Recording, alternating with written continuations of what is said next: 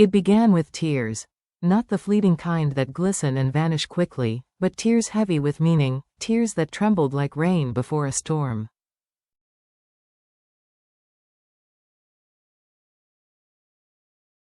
Diep's fragile frame shook as her sobs broke the silence of the small house. Each drop was more than sorrow, it was a plea, a desperate cry from the soul of a woman fighting to keep her family intact.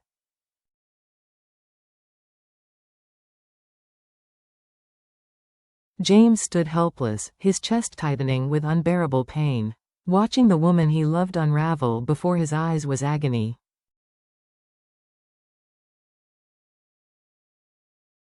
In that moment, clarity struck him like lightning. He would not, let little Nhi slip away.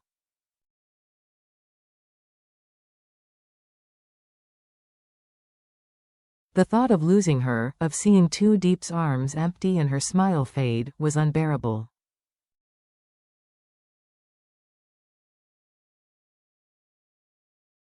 Every sacrifice James had made, every sleepless night, every silent battle, suddenly crystallized into one truth.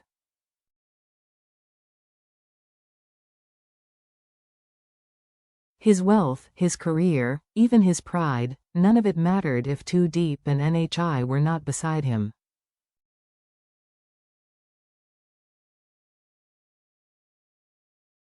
With tears burning in his own eyes, James made a vow that lived in silence but roared in his heart. No matter what lay ahead, family, fate, or fortune, he would fight until his last breath to protect them.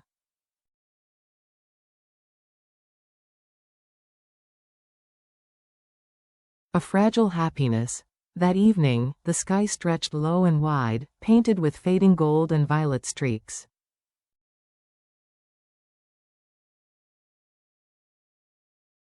Inside the modest home, laughter spilled through the rooms, Nhi's laughter, high and pure, chasing away the heaviness in the air.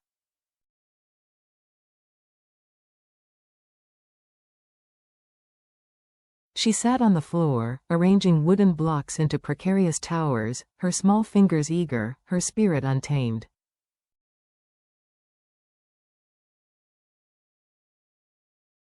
Diep knelt beside her, guiding gently, her smile soft and tender. Yet, behind her warmth lingered shadows James could not ignore.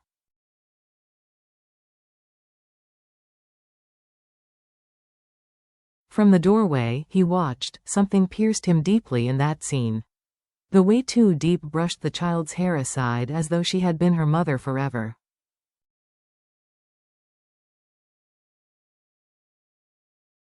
The way Nhi leaned into her so naturally, effortlessly, as though this bond had been written long before bloodlines came into question.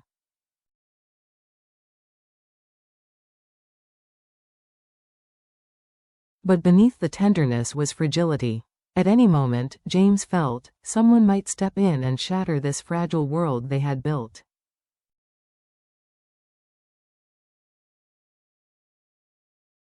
The threat had been real ever since word spread that Nhi's relatives were searching, demanding her return.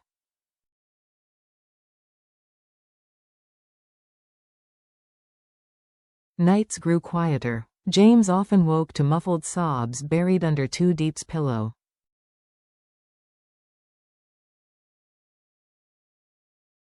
She never spoke of it, but the swollen shadows under her eyes told him everything.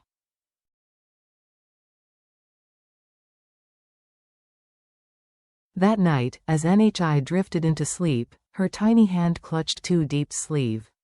Diep refused to move, as though afraid that letting go of her daughter's hand, even in slumber, might summon the storm outside their door.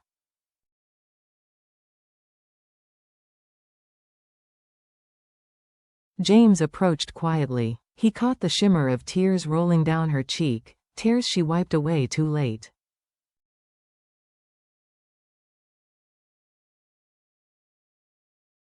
The sight broke him more than any storm ever could. He wanted to speak then, to break the silence, to give voice to the vow blazing inside him. I will not let Nhi go.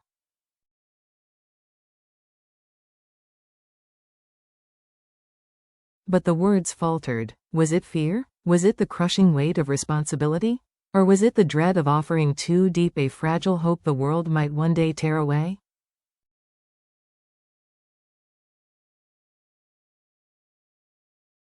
Instead, he simply brushed his fingers against hers. The unspoken was louder than words.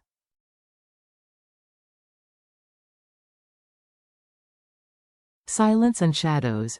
The next morning dawned gray, the sky cloaked in a blanket of cloud, heavy as James's heart.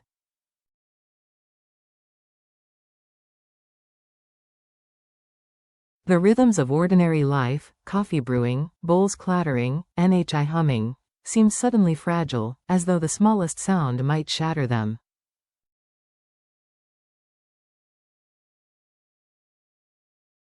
Too Deep carried herself with quiet resilience. But James saw what she tried to hide, the way her hand lingered on Nee's shoulder, the way her eyes followed the child's every move with silent fear.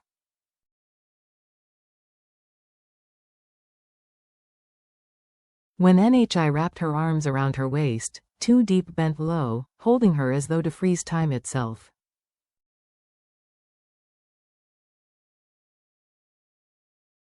James could no longer stay silent. He reached across the table, his hand brushing against hers.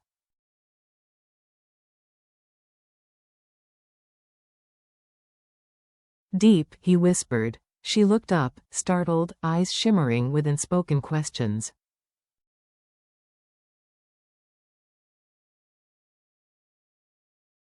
For a moment, silence stretched, filled only by Nee's happy humming. James swallowed hard, his chest heavy with everything he wanted to say.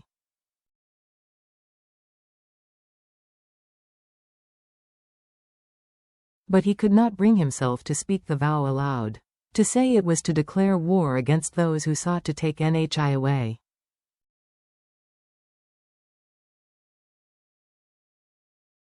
To say it was to bind Too Deep's fragile heart to a promise that might be crushed under the weight of the law.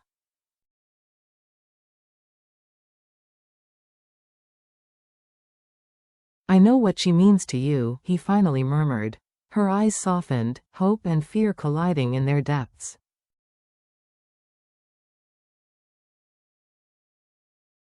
Yet just as he readied himself to go further, Nee's laughter rang out as her bowl tipped, soup spilling across the table.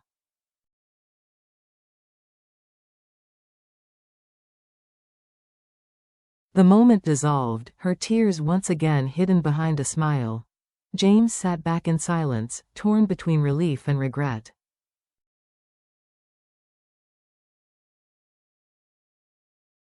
The letter.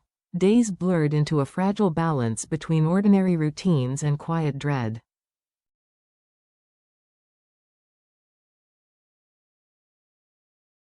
Each phone call tightened James's chest. Each knock at the door sent his pulse racing.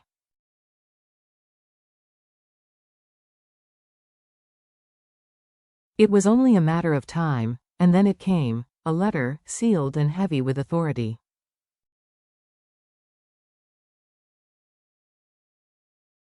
Too Deep froze as James read the words. Cold, formal sentences announcing that Nee's biological relatives had petitioned to take her back.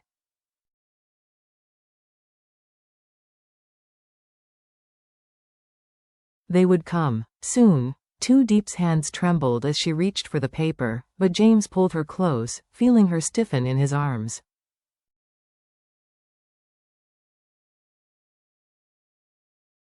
Her tears soaked into his shirt, her breath breaking in sobs she tried to stifle.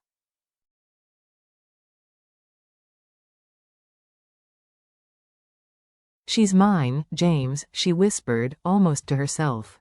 I can't lose her. I can't.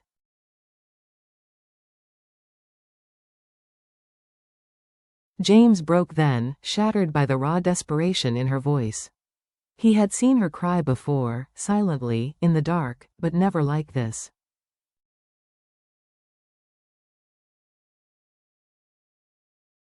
And he knew, beyond doubt, that he could not let NHI go. Not just for himself, but for her, for Too Deep, whose love for this child was deeper than blood, stronger than any law.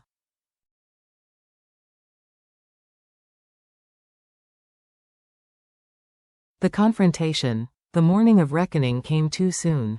A car rolled slowly down the narrow road, its engine breaking the stillness.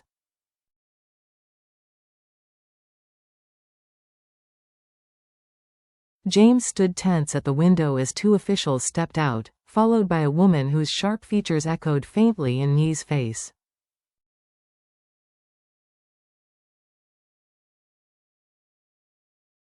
Inside, Diep clutched Nhi close, her knuckles white, trembling as though the ground itself had split beneath her.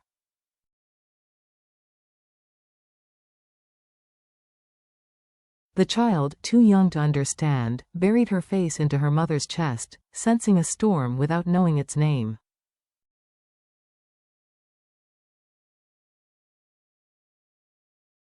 James opened the door before they could knock. His expression was calm, but his eyes burned with fire.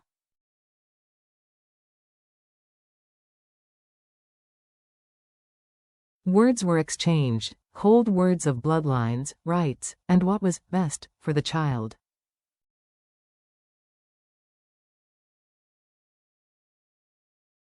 The woman reached out, pleading for Nhi to come home. Behind him, James heard it, Diep's broken sob.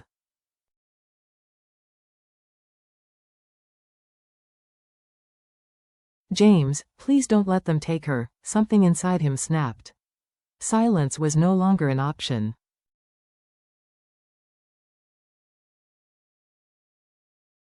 He stepped forward, voice steady but fierce. She is ours. She belongs with Diep, with me.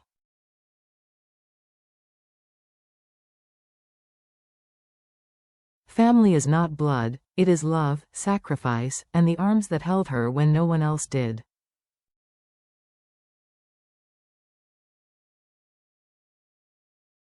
You will not take her. The officials stiffened. The woman faltered. Diep's tears shifted, shining now not only with sorrow but with hope.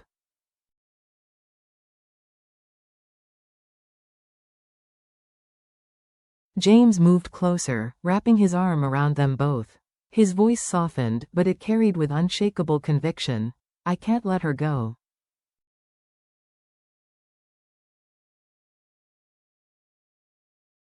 I won't. If you want to take her, you'll have to go through me. Silence fell. Even the officials were shaken by the force of his resolve.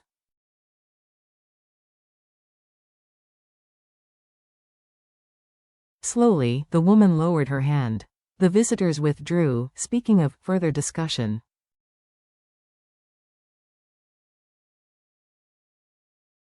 But James no longer heard them. All that mattered was the trembling woman in his arms and the child clutching his shirt.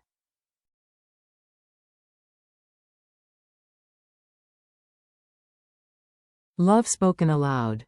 When the car disappeared down the road, Diep turned to him, tears still streaming.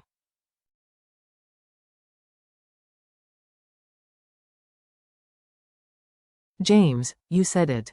You told them. He pressed his forehead to hers, his voice low but steady.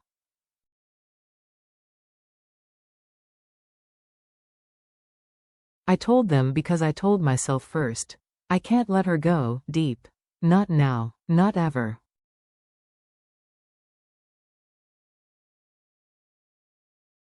For the first time in nights, her tears fell not from sorrow, but from trembling relief.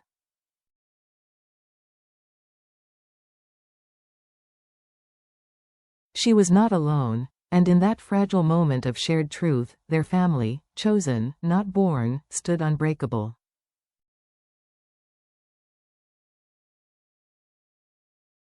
Reflections lessons. The story of Diep's tears and James's courage teaches us that family cannot be measured by blood alone.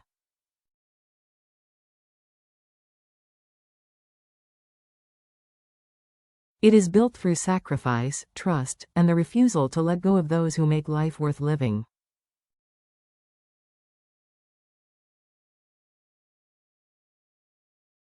Love, when true, demands courage. Silence may feel safer, but words spoken in truth can become the shield that guards what matters most.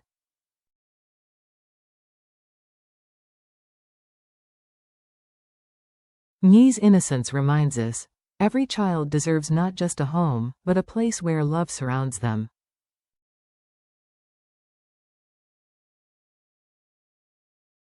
James's decision to stand firm proves that strength is not found in contracts or titles, but in promises honored with heart and action.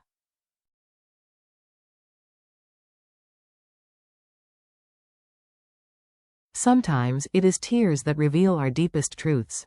Sometimes it is love spoken aloud that reshapes destiny.